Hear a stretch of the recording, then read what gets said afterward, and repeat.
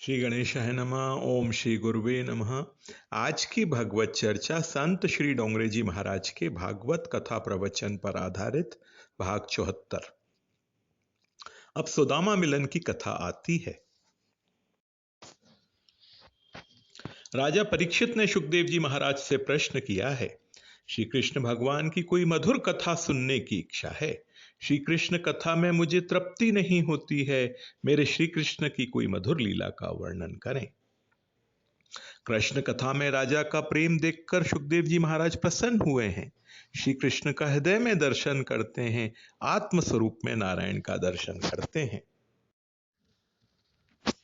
कृष्ण से आसीत सखा कश्चिद ब्राह्मणो ब्रह्म वित्तमः विरक्त इंद्रियार्थेषु प्रशांतात्मा जितेंद्रिय। भगवान श्री कृष्ण के बाल मित्र सुदाम देव की कथा सुखदेव जी महाराज ने बहुत प्रेम से की है। श्री कृष्ण के बाल मित्र सुदामा हैं। सुदामा देव अतिशय गरीब हैं। गरीब तो हैं, किंतु सुदाम देव महान ज्ञानी हैं। सुदाम देव ने ऐसा निश्चय किया है, ज्ञान का फल पैसा नहीं है, ज्ञान का फल परमात्मा है। जो मूर्ख है वह भी पैसा कमाता है, पापी के हाथ में भी पैसा जाता है। अपने ज्ञान का उपयोग मैं पैसे के लिए नहीं करूंगा, अपने ज्ञान का उपयोग मैं परमात्मा के लिए करूंगा। शब्द शास्त्रम महाजालम शास्त्र व्याख्यान कौशलम विदुषाम ही वैदुष्यम भुक्तये न तो मुक्तये। विद्या का फल ज्ञान का फल भोग नहीं है, ज्ञान का फल भगवान है। सुदामदेव महान ज्ञानी है। 4 वेदों का ज्ञान है, 6 शास्त्रों का परिपूर्ण ज्ञान है। बाहर गांव जाकर के थोड़ी कथा करें तो उनको बहुत धन मिले, ऐसा है। किसी यज्ञ में जाएं तो उनको बहुत धन मिले। पैसे के लिए कौन प्रवृत्ति करे। भगवान का ध्यान, भगवान की भक्ति छोड़ करके पैसे के लिए प्रवृत्ति करने की उनकी इच्छा नहीं है। सुदामदेव ने अयाचित व्रत लिया है। अयाचित व्रत का ऐसा नियम होता है कि उसको किसी से कहना नहीं चाहिए। मेरा अयाचित व्रत है, ऐसा भी नहीं बोलना चाहिए। किसी के घर जाना नहीं, घर में कोई आए कुछ दे तो ले लेना। अयाचित व्रत का ऐसा नियम होता है, जिस दिन में जो कुछ मिले सूर्य के अस्त हो जाने के पूर्व सबका उपयोग कर ले। दूसरे दिन के लिए एक दाना भी घर में रखना नहीं। अयाचित व्रत के ऐसे नियम होते हैं। महान ज्ञानी हैं, जितेंद्रिय हैं, महान तपस्वी हैं, बाहर जाते ही नहीं, दिन भर घर में ही रहते हैं। जो सर्वकाल नारायण के पीछे पड़ता है वह प्रायः गरीब ही रहता है। जो सर्वकाल नारायण की भक्ति करता है वह लक्ष्मी जी को अच्छा नहीं लगता। लक्ष्मी जी को भगवान के साथ एकांत में बोलने की इच्छा होती है, भगवान के साथ वार्ता करनी है। लक्ष्मी जी प्रतीक्षा करती हैं, ये भक्त यहां से जाए तो मैं थोड़ी बात करूं। जो भक्त 24 घंटे भगवान के चरणों को पकड़कर रहता है, छोड़ता ही नहीं, लक्ष्मी जी को वह अच्छा लगता नहीं। 2 मिनट भी बोलने नहीं देता है, ये यहां से जाए तो मैं थोड़ी सी बातें करूं। जो सर्वकाल भक्ति करता है वह प्रायः गरीब ही रहता है। प्राचीन काल में जितने भी साधु संत हुए हैं, श्रीमान संत बहुत ही कम है। अधिकतर संत गरीब हैं। सुदाम देव का लग्न हुआ है। शास्त्रों में ऐसा लिखा है, पत्नी की परीक्षा सुख में संपत्ति में नहीं होती है, अति दुख में विपत्ति में स्त्री की परीक्षा होती है। सोने की परीक्षा अग्नि में होती है, ज्ञानी पुरुषों की परीक्षा भागवत में होती है। सुदामदेव जी घर में शालग्राम भगवान की पूजा करते हैं, जल से स्नान कराते हैं, तुलसी पत्र अर्पण करते हैं। भगवान मेरी कथा सुन रहे हैं, भगवान की कथा में भगवान को सुनाता हूं, ऐसी भावना है। घर में ही कथा करते हैं, पत्नी कथा सुनती है, आनंद आता है। कैसा बोलते हैं, मेरे पतिदेव महान ज्ञानी हैं। बाहर गांव जाकर ऐसा बोलें तो उनको बहुत सा धन मिले। कहीं जाते नहीं बाहर गांव तो क्या बाहर दृष्टि भी नहीं करते। मेरे पतिदेव महान ज्ञानी भक्त हैं। मैं बहुत गरीब हूं, मैं दुखी हूं। मुझे ऐसा लगता है पूर्व जन्म में मैंने कोई महान पुण्य किया है, जो ऐसे ज्ञानी भगवत भक्त पति मुझे मिले हैं। पति पत्नी के जीवन में शांति है। भगवान की लीला है, एक बालक का जन्म हुआ है। बालक को भूख लगती है, घर में खाने को कुछ नहीं है, कपड़ा नहीं है, बालक रोता है। अनुकूल परिस्थिति में मन को शांत रखना कठिन नहीं है। अतिशय प्रतिकूल परिस्थिति में जिसका मन शांत रहता है, उसकी शांति सच्ची है। सुदामदेव ने अपने मन को समझाया है। शांति से ध्यान करते हैं, जप करते हैं, बालक रोता है, सुन रहे हैं, शांति भंग नहीं होती है। किंतु मां का हृदय तो मां का होता है। मां को दुख होता है, भगवान ने मुझे मां क्यों बनाया, बालक को खाने को कुछ दिया नहीं। मैं वंध्या थी, वही अच्छा था। मैं उनको कैसे समझाऊं कि अब बालक हुआ है, थोड़ी प्रवृत्ति करना चाहिए।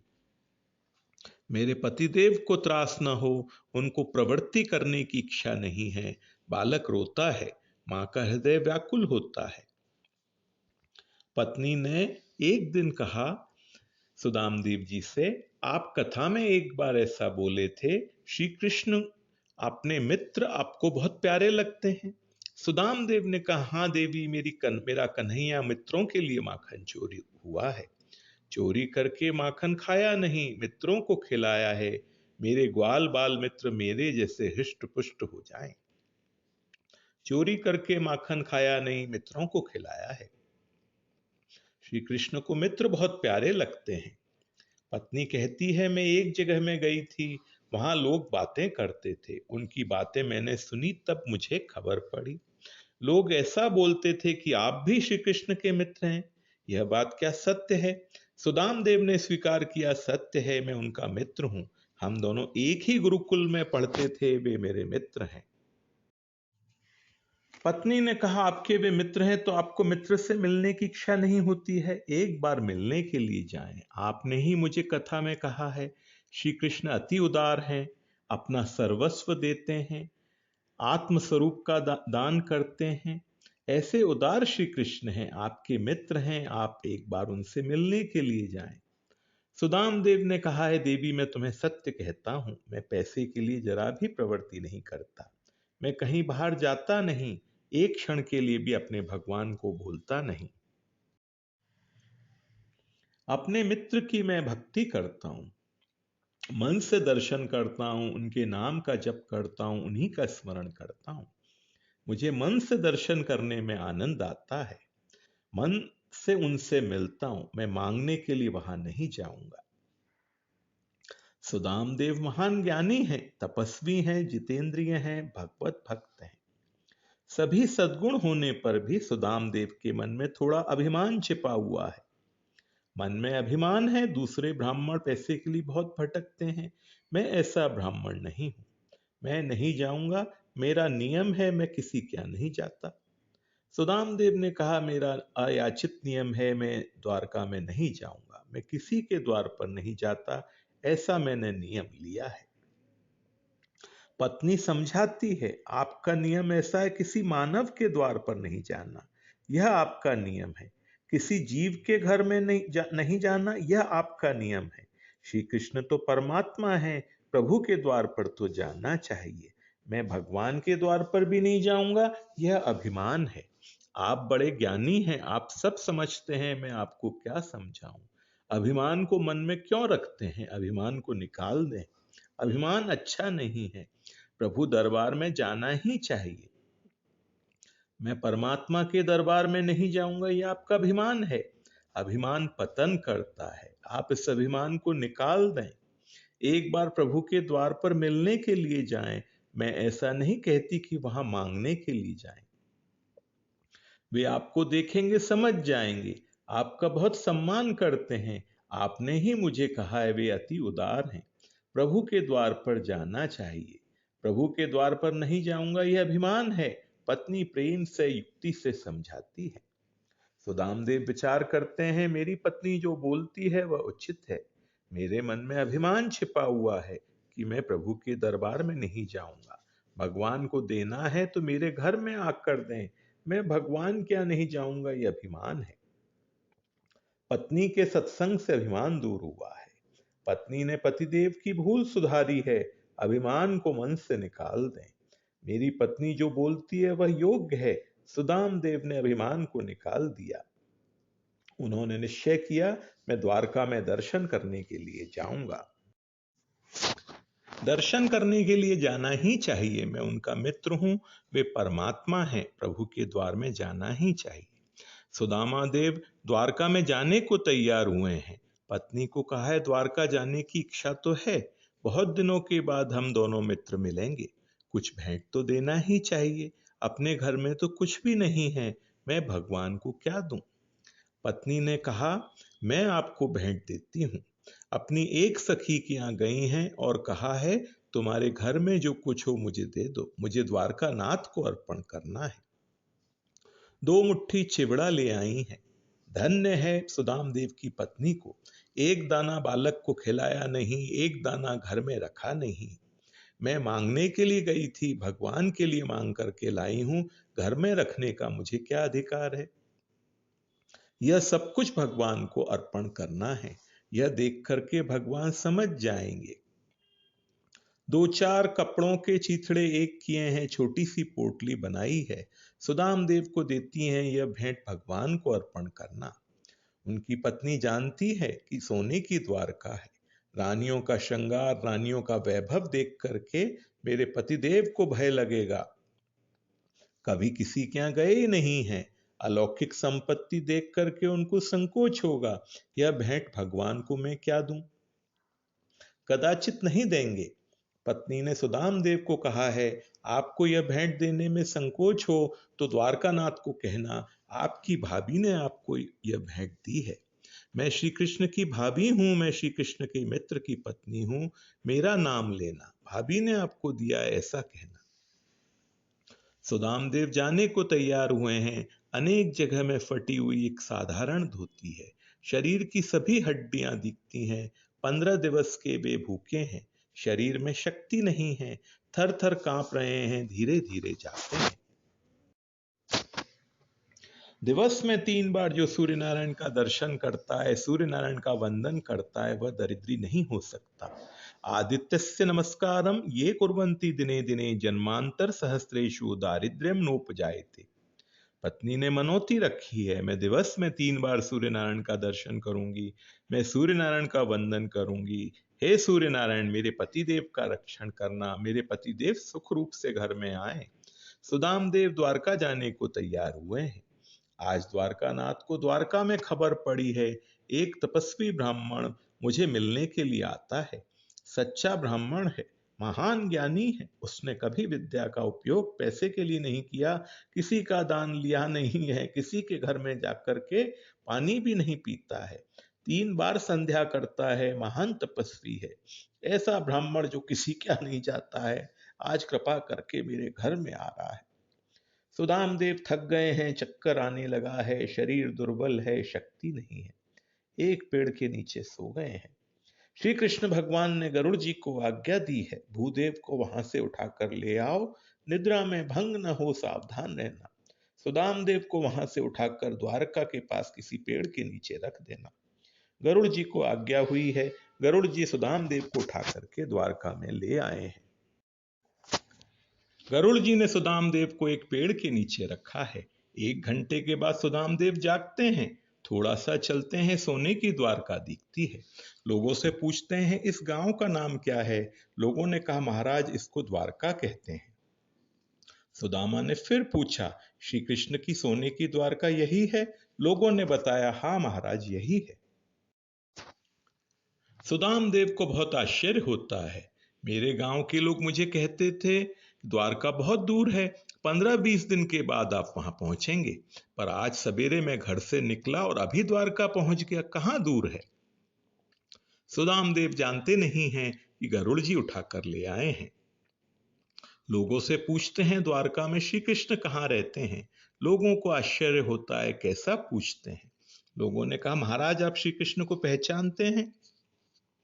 सुदाम देव ने कहा, अच्छी तरह से मैं जानता हूं, मैं उनका बाल मित्र हूं। लोगों को आश्चर्य होता है, बहुत दिनों का ब्राह्मण भूखा दिखता है, इसको कोई मित्र मिला नहीं, इसीलिए ये श्री कृष्ण को मित्र मानते हैं। लोगों ने पूछा, महाराज आप सत्य बोलते हैं, आप श्री कृष्ण के मित्र हैं? सुदाम देव ने हाथ जोड़ करके कहा है, मुझे बराबर याद है, जीवन में कभी मैं झूठ नहीं बोला। मैं सत्यवादी ब्राह्मण हूं, मैं गरीब हूं, पर कभी झूठ नहीं बोला। मैं सत्य कहता हूं, मैं श्री कृष्ण का मित्र हूं। लोगों को आश्चर्य होता है। कहा है, महाराज इस मार्ग से जाएं, आगे 16,000 राजमहल है, प्रत्येक राजमहल में श्री कृष्ण विराजमान है, जहां आप जाएंगे वहां दर्शन होगा। सुदाम देव आगे जाते हैं। सबसे प्रथम रुक्मणी जी का राजमहल आया है। महालक्ष्मी के ऐश्वर्य का वर्णन कौन कर सकता है। सोने का राजमहल है, सुंदर बगीचा है, सिपाही खड़े हैं। सुदाम देव ने श्री कृष्ण का राजमहल देखा है, प्रसन्न हुए हैं। कैसा सुंदर राजमहल है। अभी श्री कृष्ण ने स्वागत नहीं किया है, पर ब्राह्मण हृदय से आशीर्वाद देता है, मेरे श्री कृष्ण के घर में लक्ष्मी का खंड निवास हो। एक सिपाही ने देखा है, कोई गरीब ब्राह्मण कुछ मांगने के लिए आया है ऐसा लगता है। सिपाही दौड़ता हुआ आया है, सुदाम देव को वंदन किया और वंदन करके कहा, महाराज माता महालक्ष्मी श्री रुक्मणी जी का यह राजमहल है। माता जी की खास आज्ञा है कि कोई साधु आए, कोई ब्राह्मण आए, कोई गरीब आए तो मुझसे पूछने के लिए अंदर आना नहीं, वह जो मांगे सो दे देना। महाराज आपकी हम क्या सेवा करें। आप भोजन करेंगे, आपको मैं वस्त्र दूं, आप जो आज्ञा करें आपकी मैं सेवा करूंगा। सुदाम देव ने कहा है, मैं मिलने के लिए आया हूं, मैं मांगने के लिए नहीं आया, मुझे श्री कृष्ण से मिलना है। सुदाम देव ने सिपाही से कहा है, अंदर जाकर खबर देना, आपका बाल मित्र सुदामा आपसे मिलने के लिए आया है। सुदाम देव आंगन में ही खड़े हैं। थोड़ा भय लगता है। पत्नी के कहने से मैं यहां आया हूं, मैं गरीब ब्राह्मण हूं, श्री कृष्ण श्रीमान है। हम गुरुकुल में रहते थे तब तो बहुत प्रेम करते थे, अब बड़े हो गए हो, मुझे ऐसा कहेंगे मैं तुम्हें नहीं पहचानता तो मुझे बहुत दुख होगा। आज तक मैं किसी के यहाँ मांगने के लिए नहीं गया हूं, पत्नी के कहने से यहाँ आया हूं। मेरा अपमान न हो तो अच्छा है, मैं प्रेम से मिलने के लिए आया हूं। ब्राह्मण को थोड़ा भय लगता है। ब्राह्मण की नजर धरती पर है, अब क्या होगा। सिपाही अंदर जाता है, सिंहासन में विराजमान श्री कृष्ण को वंदन करता है। कहा है, बाहर एक ब्राह्मण आया है, अतिशय गरीब है, अनेक जगह से फटी हुई साधारण धोती पहना है, दूसरा कोई वस्त्र नहीं है। शरीर की सभी हड्डियां दिखती हैं, बगल में छोटी सी एक पोटली है, दूसरा कुछ भी नहीं है। वह कहता है, मैं मिलने के लिए आया हूं, मुझे श्री कृष्ण से मिलना है, मैं मांगने के लिए नहीं आया, मुझे मिलना है। ब्राह्मण बहुत गरीब दिखता है, लेकिन उसकी आंख में, ललाट में ब्रह्म तेज है। ब्रह्म तेज कहां जाएगा। 3 बार संध्या करते हैं, गायत्री का जप किया है, ब्रह्म तेज आंख में होता है। सिपाही बताता है, अति दुर्बल तो है, अति गरीब है, पर तपस्वी ब्राह्मण है। ऐसा बोलता है, मैं मालिक का मित्र हूं, मेरा नाम सुदामा है। सुदामा 3 अक्षर कान में आए हैं। सिपाही के साथ बोलने के लिए भगवान वहां खड़े रहे नहीं, कूद पड़े हैं, दौड़ते हुए जाते हैं, मेरा सुदामा आया, मेरा सुदामा आया। जीव ईश्वर के साथ प्रेम करे और प्रेम में जो अपनी देह को भूल जाता है, भगवान की भक्ति ऐसी करो कि याद आए नहीं कि मैं स्त्री हूं या पुरुष हूं। भक्ति में जो देह भान भूल जाता है, तब भगवान भी मैं ईश्वर हूं यह भूल जाते हैं। आज श्री कृष्ण को याद रहा नहीं कि मैं द्वारका का राजा हूं, मैं अनेक रानियों का पति हूं। जीव भक्ति में जब देह को भूलता है, तब भगवान भी मैं ईश्वर हूं यह भूल जाते हैं। दौड़ते हुए गए हैं, सुदाम देव की नजर धरती में है, भय लगता है। श्री कृष्ण दौड़ते हुए आए हैं, छाती के साथ छाती मिलाई है, उनका हृदय गंगा जल जैसा शुद्ध है। आलिंगन दिया है, कंधे पर मस्तक रखा है, शरीर में हड्डियां ही हड्डियां हैं, अस्थियों का स्पर्श हुआ है। तब श्री कृष्ण की आंख में आंसू आ गए हैं।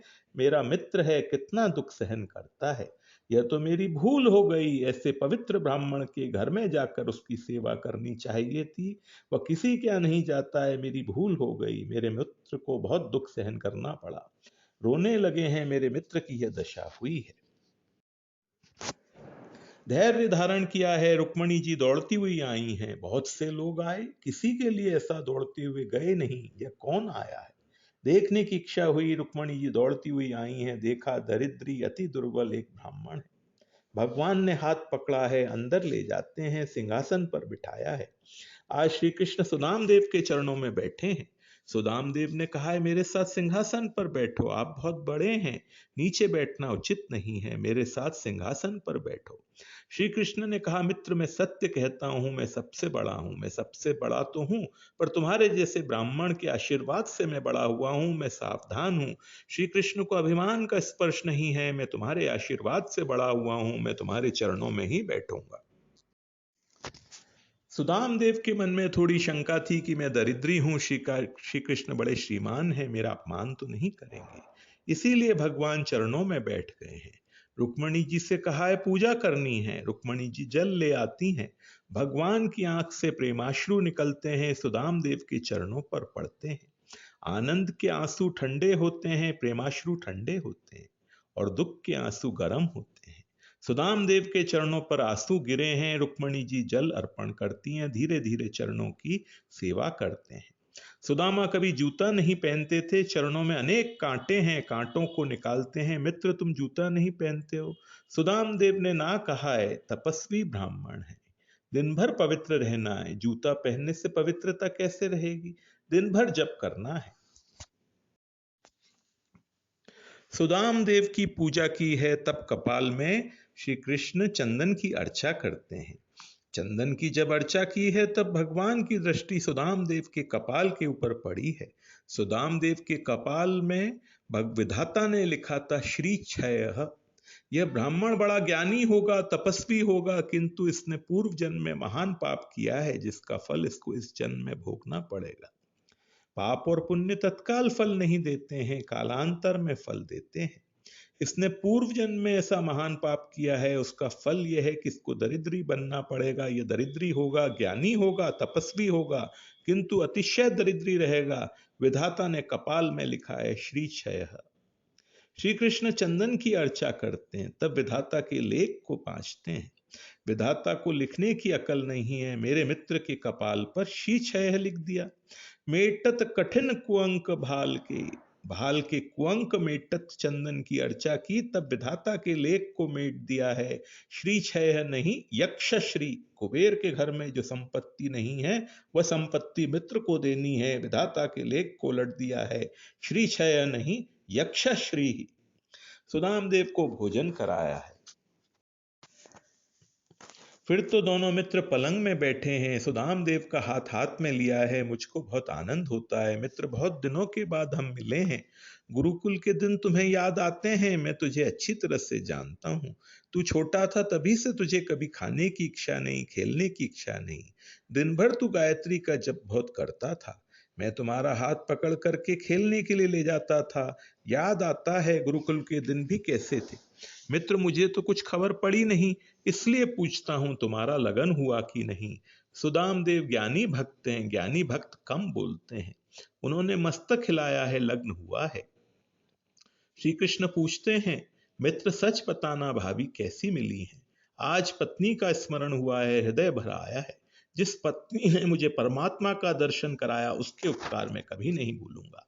मैं तो अभिमान में घर में ही बैठा था कि मैं नहीं जाऊंगा, प्रभु के द्वार पर भी नहीं जाता, मैं अभिमान में बैठा था।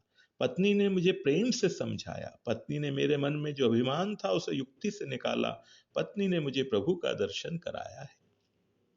श्री कृष्ण पूछते हैं भाभी कैसी हैं? सुदाम देव ने आज पत्नी की प्रशंसा की है, बहुत लायक है, आपकी भाभी ने ही मुझे भेजा है।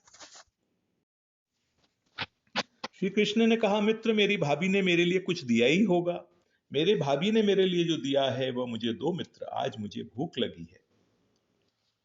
रुक्मणी जी वहां खड़ी हैं, रुक्मणी जी को ठीक लगता नहीं। इनका स्वभाव भी ऐसा है, एक बार जिसके पीछे पड़ते हैं फिर इनको कुछ भान ही नहीं रहता है। रुक्मणी जी ने कहा आप मांगते हैं, आपको ये अच्छा लगता है, आप मुझे आज्ञा दें, उसके घर में मैं यहां से सब कुछ भेज दूंगी। रुक्मणी जी के मुख से शब्द निकला गरीब ब्राह्मण आपको क्या देगा? अकेली लक्ष्मी जब बोलती है तब अभिमान के साथ बोलती हैं। आज नारायण लक्ष्मी के साथ नहीं है, आज नारायण सुदाम देव के साथ है। जिस लक्ष्मी को नारायण का साथ नहीं है, नारायण से विमुख लक्ष्मी अभिमान में ही बोलती है। अभिमान में ये शब्द निकला है, गरीब ब्राह्मण क्या देगा, मैं यहां से सब कुछ भेज दूं। सुदाम देव को गरीब ब्राह्मण कहा, भगवान को अच्छा नहीं लगा। भगवान ने रुक्मणी जी से कहा, हम दोनों मित्र प्रेम से बातें करते हैं, तुम क्यों यहां आती हो, जाओ यहां से। रुक्मणी जी को आश्चर्य होता है, ऐसा मित्र प्रेम तो मैंने कभी देखा नहीं है। मुझे कहते हैं जाओ यहां से, अब मुझे घर से निकाल देंगे, इसी को घर में रखेंगे ऐसा लगता है।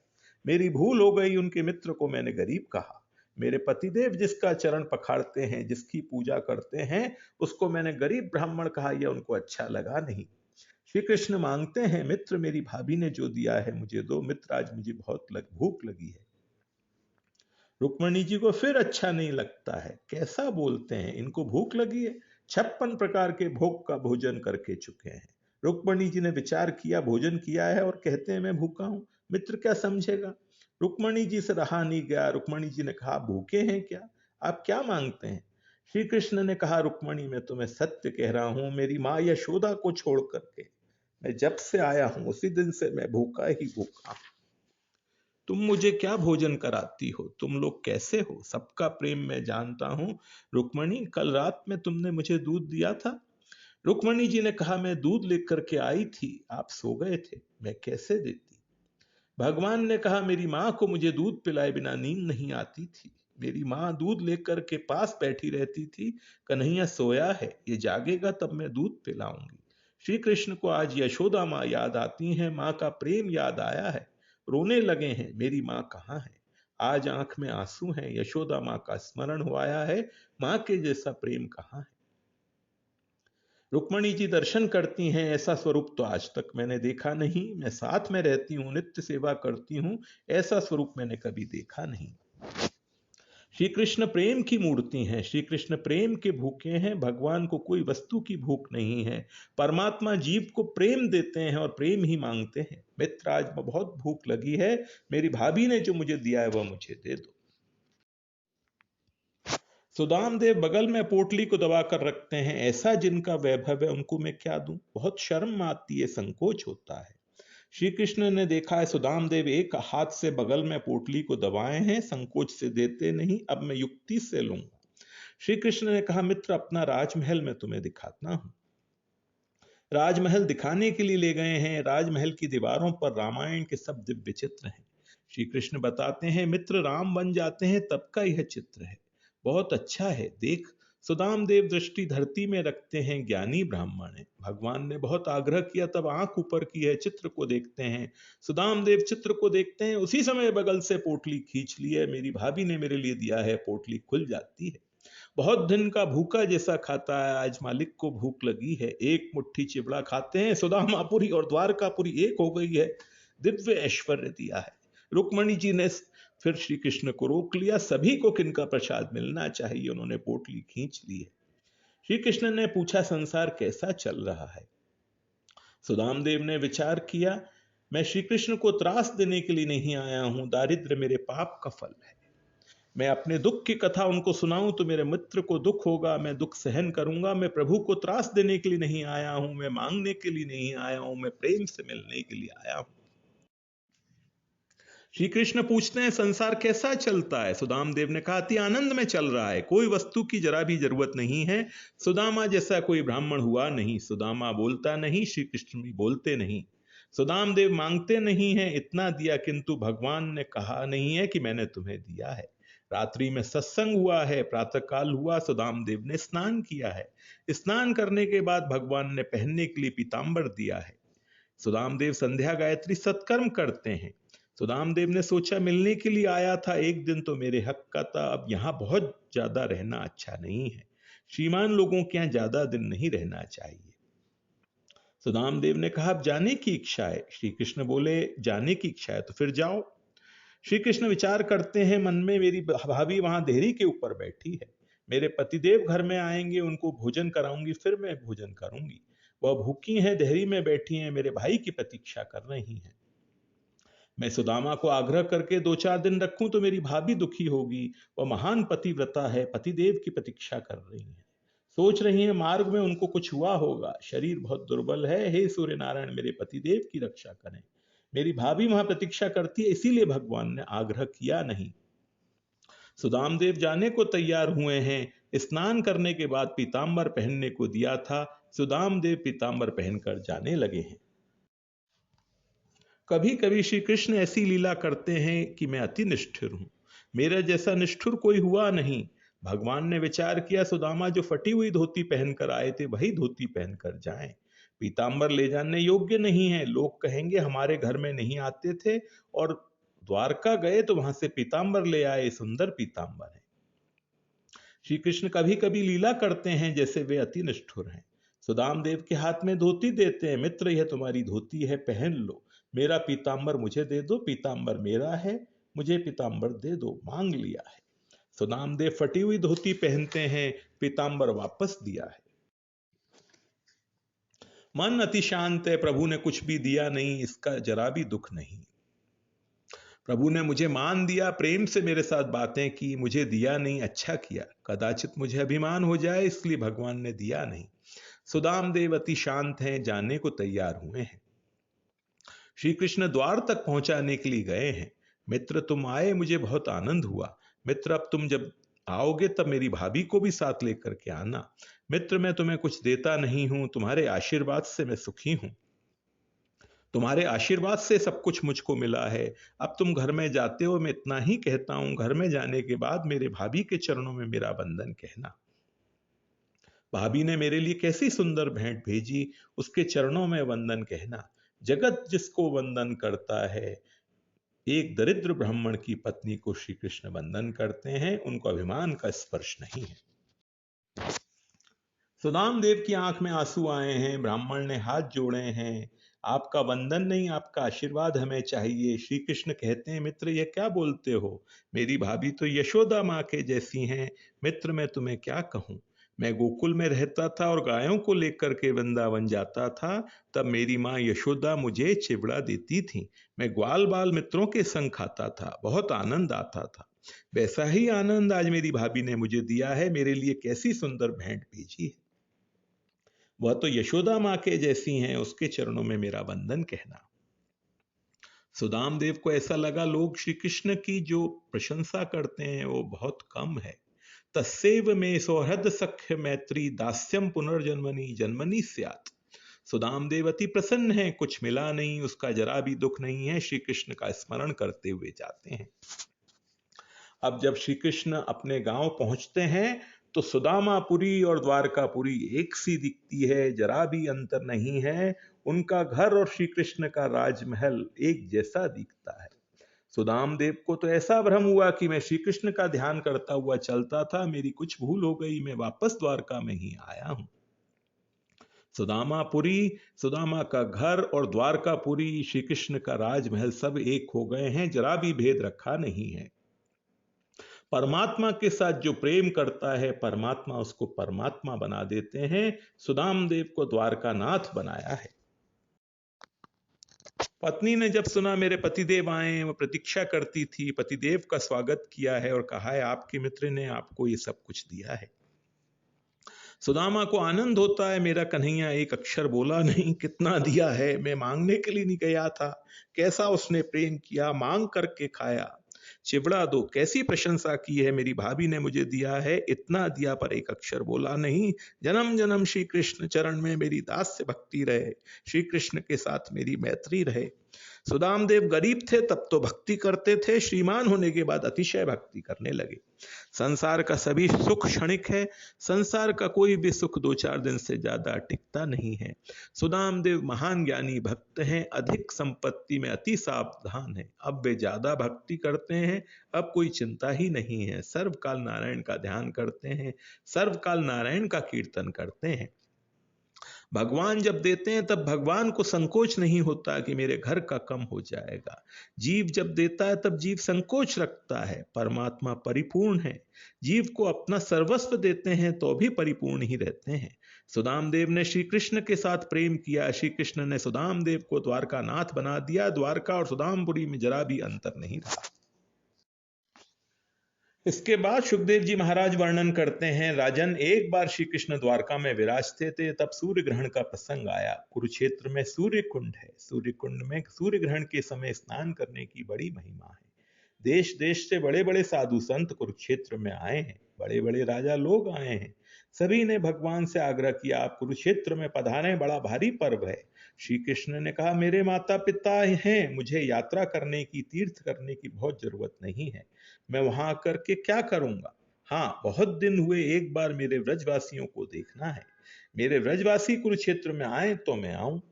व्रजवासी नंद बाबा, यशोदा माता, ग्वाल बाल सभी कुरुक्षेत्र आए थे। ब्रजवासियों का प्रेम ऐसा था कि भगवान को ऐसी इच्छा हुई कि मुझे ब्रजवासियों को देखना है। भगवान को खबर पड़ी, तब भगवान भी द्वारका से सभी यादवों, देवकी वसुदेव के साथ कुरुक्षेत्र में गए हैं। एक बार श्री कृष्ण भगवान ने माता देवकी और पिता वसुदेव जी को वंदन करके कहा है, मन में कोई इच्छा है, कोई आसक्ति है, जरा भी संकोच रखना नहीं। मन की इच्छा से, आसक्ति से मरण बिगड़ता है।